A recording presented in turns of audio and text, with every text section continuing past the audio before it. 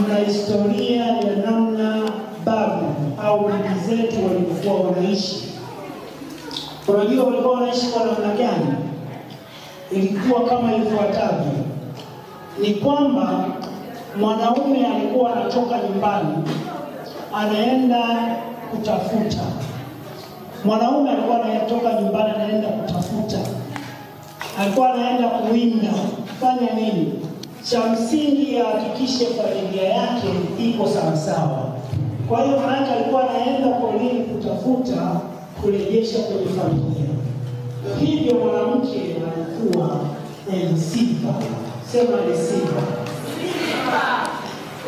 Kwa hiyo basi baba alikuwa anahakikisha kila akifika nyumbani kila alichotoka nacho anakileta nyumbani.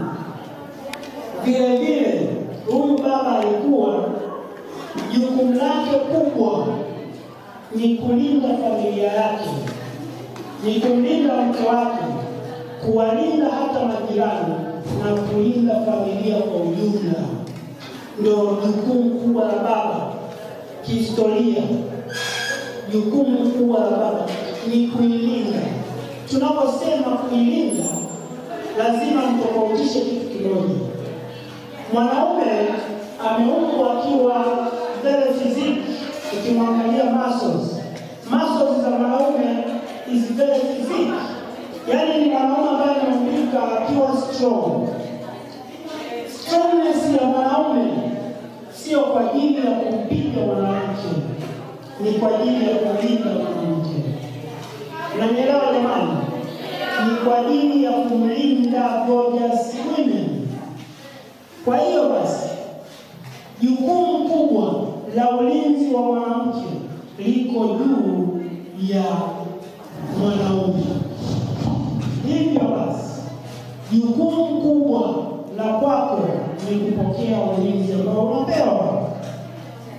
Lakini sasa tunaona pia huyu baba wa kipindi hicho au baba, lengo lake lingine kubwa lilikuwa kuhakikisha kwamba anaishi kutegemea mke wake. Anaishi kutegemea mke wake. Maana yake ni nini? Kwamba alijua nikitoka kazini, nikiacha nguo nyumbani lazima zitafuliwa. Nikitoka huko nilikotoka nimekuja na kitu kitapokelewa. Nikija na chakula kitapikwa. Chochote nitakachokuja nacho kitafanyiwa kazi.